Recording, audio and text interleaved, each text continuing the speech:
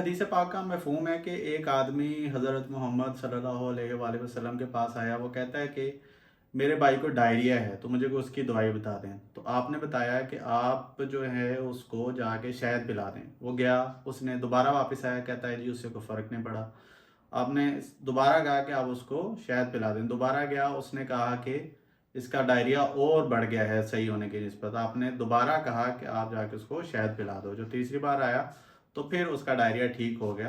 तो आप सल्लल्लाहु अलैहि वसल्लम ने फरमाया कि जो अल्लाह ताला का हुक्म है वो सही है, आपके जो भाई का पेट है उसका आप वो आपको गलत जवाब दे रहा था। इससे हम दो चीज़ें पता लगती हैं। एक ये कि अगर होम रेमेडी के तौर पे आपने फर्स्ट एड के तौर पे शिफ्ट करना हो या आपने डायरिया की ट्रीटमेंट करना हो तो शहद जो है ट्रीटमेंट के तौर पे यूज़ किया जा सकता है।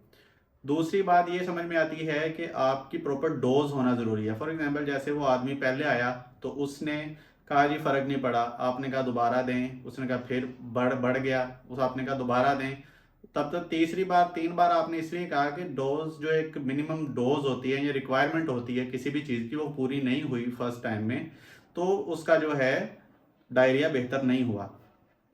इसमें तीसरी चीज़ हमें क्या समझ आती है कि जब भी आप किसी के पास जाते हैं तो ट्रीटमेंट के लिए आपका उस ट्रीटमेंट के ऊपर जो है यकीन होना और उस डॉक्टर के ऊपर जो आपको एडवाइस कर रहा है उस पर यकीन होना भी ज़रूरी है। समटाइम आपको ऐसी चीज़ें मिलेंगी, आप खुद शायद ट्राई करके देखें, हो सकता है कि आपको फ़र्क ना पड़े, बट आप किसी ऐसे डॉक्टर से एडवाइस लेके देखें जिस पे आपको यकीन है, तो डेफिनेटली आपका डायरिया बेहतर हो जाएगा। तो हमारी एक अल्लाह ताला की तरफ से नेचर है, जिस चीज़ पे हम बिलीव करते हैं उसी चीज़ का हमें रिजल्ट मिलता है। जिस चीज़ पे हम बिलीव नहीं करते उस चीज़ का हमें कोई रिजल्ट नहीं मिलता। फॉर एग्जांपल इसकी एग्जांपल इस तरह ले लेते हैं कि हम लोग बिलीव करते हैं कि नज़र लगती है।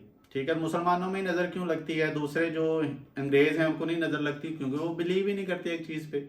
हम लोग इस चीज़ पे बिलीव करते हैं कि नज़र बरहक है और नज़र लगती है, इसलिए मुसलमानों में ये नज़र का कॉन्सेप्ट है और हम इस चीज़ पे बिलीव करते हैं, इसलिए हम लोगों को नज़र लग भी जाती है। अगर हम एक ट्रीटमेंट हमें किसी ने एडवाइस किया है और हम उस पर बिलीव ही नहीं कर रहे, हम यकीन ही नहीं कर रहे कि यार इससे कोई फ़र्क पड़ेगा कि नहीं पड़ेगा, तो फिर उसका फ़ायदा भी नहीं होगा। तो आपको जिस भी बंदे के पास जा रहे हैं कम से कम आपको उसके ऊपर ट्रस्ट होना चाहिए, तो फिर आपको जाके उस तरह के रिजल्ट्स मिलते हैं। तो अब हम बात करें होम रेमेडीज़ की। डायरिया जो है मल्टीपल रीजंस की वजह से होता है। डायरिया के अंदर इंडाइजेशन आ जाती है, तो बैक्टीरियल, वायरल या पैरासिटिक मल्टीपल रीजन हो सकते हैं। हम इसको डिटेल में नहीं जाएंगे, हम सिर्फ ट्रीटमेंट तक ही लिमिटेड रहेंगे इस वीडियो के अंदर। तो अगर हम होम रेमेडी की बात करें, सबसे पहले हमने देख लिया कि शहद जो है as a home remedy dog और कैट दोनों में ही दिया जा सकता है। अगर तो माइल्ड इंडाइजेशन है, थोड़ा बहुत पेट खराब है, तो शहद देने से डायरिया हल हो जाता है। दूसरा, आप उसको थोड़ी देर के लिए फास्टिंग करवा सकते हैं, 12 से 24 घंटे के लिए उसका खाना रोक दें, ताकि उसका जो स्टमक है उसको हील होने के लिए जो है टाइम मिल जाए, ताकि वो हीलिंग हो जाए। अगर आपको लगता है कि स्टमक आपने एम्प्टी स्टमक भी करके देख लिया है, आपने उसको शहद भी दे के देख लिया, फ़र्क नहीं पड़ा, देन आपको होम जो मेडिसिनल ट्रीटमेंट की तरफ आना पड़ेगा। अब मेडिसिनल ट्रीटमेंट के साथ आपको सपोर्टिव केयर की ज़रूरत भी होती है। फॉर एग्जांपल हम बात करें, हम लोग अभी जो एलोपैथिक मेडिसिन हैं उसकी तरफ बाद में जाते हैं। पहले हम लाइट ट्रीटमेंट जैसे हमें शहद, फास्टिंग, अब हम देखते हैं कि आप इसके अलावा क्या यूज़ कर सकते हैं। होम्योपैथिक ऑप्शन की अगर हम बात करें तो होम्योपैथिक ऑप्शंस सेफ ऑप्शंस होते हैं डॉग का मेडिसिन के तौर पे, क्योंकि उनका बेनिफिट तो होता है। अगर आपको फोकस उसके बाद ये होता है कि होम्योपैथिक मेडिसिन के अंदर आपको सडन जो है बेनिफिट्स नहीं मिलते, आपको टाइम लगता है उसको बॉडी के अंदर डेवलप होते, कुछ टाइम लग जाता है होम्योपैथिक के अंदर। तो आप होम्योपैथिक जो है मेडिसिन यूज़ कर सकते हैं।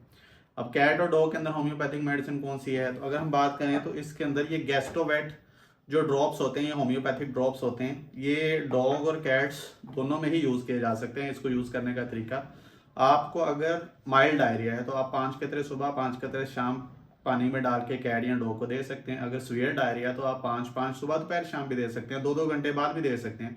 होम्योपैथिक मेडिसिन ओवरडोज नहीं होती हैं और इससे कोई नुकसान नहीं होता, बेनिफिट्स होते हैं बट स्लो जो है इसके बेनिफिट्स आते हैं।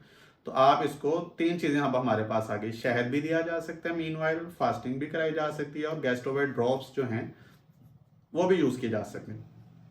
ये तो हमने देख लिया। अब हमारे पास 3 हमारे पास ट्रीटमेंट ऑलरेडी मौजूद हैं। अब हम चौथे ट्रीटमेंट की तरफ बात करें तो चौथे ट्रीटमेंट के आपको फूड, समटाइम क्या होता है कि एनिमल को सूट नहीं कर रहा होता, तो आपने फूड के अंदर चेंजेस करनी होती है। किसी एक स्पेसिफिक फूड की वजह से या किसी ऐसी चीज़ की वजह से हो गया तो आपको फूड चेंज करने की ज़रूरत पड़ सकती है।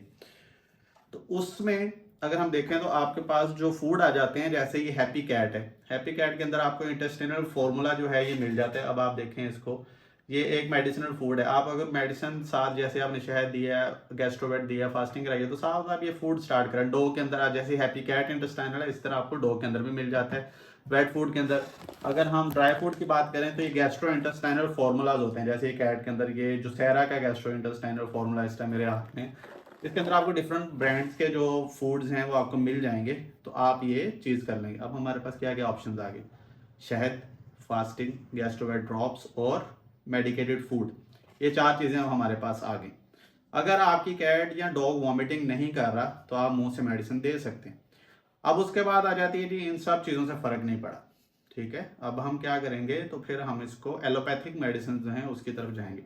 एलोपैथिक मेडिसिन के अंदर आपको बहुत सारे ऑप्शंस मिलते हैं। कुछ लोग घर में काफ़ी सारी मेडिसिन यूज़ करते हैं ह्यूमन साइड की, वो एनिमल्स के अंदर इतनी इफेक्टिव नहीं होती। तो उसके लिए जो हम लोग यूज़ करते हैं अलियान वेट्स के ऊपर, अलियान वेट्स की प्रिपरेशन जो है एंटी डी सिरप के नाम से एलोपैथिक मेडिसिन होती हैं, ये आप यूज़ कर सकते हैं डायरिया के अंदर, ठीक है। इसको देने का तरीका क्या होता है कि 0.3 ml पर केजी के हिसाब से आपने, अब डोज की हमने शुरू में बात की कि जो डोज होती है वो बहुत इंपॉर्टेंट होती है। अगर आप अंडर डोज करेंगे फ़ायदा नहीं होगा एलोपैथिक, अगर ओवर डोज करेंगे तो उसका नुकसान हो जाएगा। तो इसके ऊपर जैसे आप ये सिरप खरीदेंगे तो आपको इसके ऊपर डोज मिलेगी मेंशन कि आपने केजी के हिसाब से कितना देना है। फॉर एग्जांपल आपकी कैट जो है 1 किलो की है तो आपने 0.3 ml मॉर्निंग, 0.3 ml इवनिंग। अगर 2 किलो की है तो आप उसको 2 से मल्टीप्लाई कर लें, 0.6 ml मॉर्निंग, 0.6 ml इवनिंग। अगर 3 किलो की है तो इसी तरह आप उसको 3, 4, 5 इस तरह से आप उसको मल्टीप्लाई करके ये दे सकते हैं।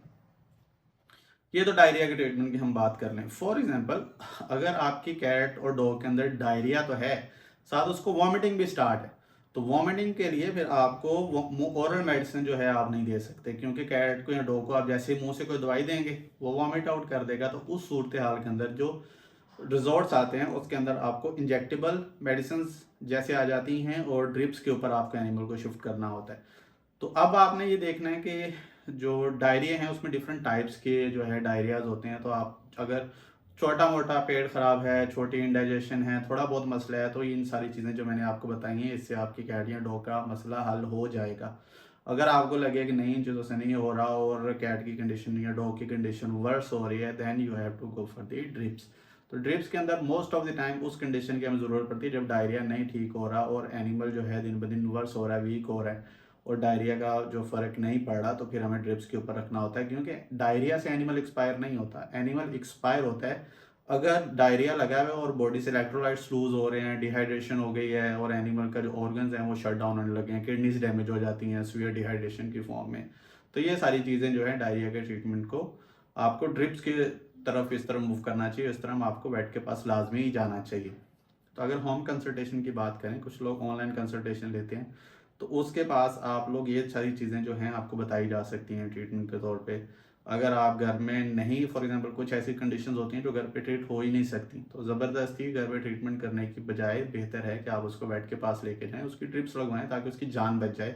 घर में हर चीज़ जो है, हर चीज़ का ट्रीटमेंट घर पे हो सकता है, तो वेट क्लिनिक या हॉस्पिटल्स बनाए ही ना जाते, ठीक है। होपफुली आपको ये वीडियो काफ़ी इन्फॉर्मेटिव लगी होगी। अगर आपका इस टॉपिक के रिलेटेड कोई भी क्वेश्चन है तो काइंडली कमेंट बॉक्स में कमेंट करें, और अगर कोई सजेशन है आपका इस वीडियो के रिलेटेड या हमने कोई ऐसी चीज़ बताई है जो आपको लगता है सही नहीं है, तो आप काइंडली उसका भी बता सकते हैं। जो मैंने शुरू में आपको हदीस बताई है उसका भी आपको रेफरेंस मिल सकता है। Thank you very much. अल्लाह हाफिज़।